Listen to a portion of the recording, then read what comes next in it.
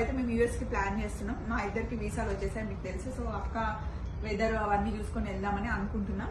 And next ఇది చూడండి, కొంచెం హెవీగా అంటే గ్రాండ్ వెడ్డింగ్ అలా ఉంటే గనక వేసుకుంటాం. చాలా ఒక్కటి చాలు, ఒక్కటి చాలు.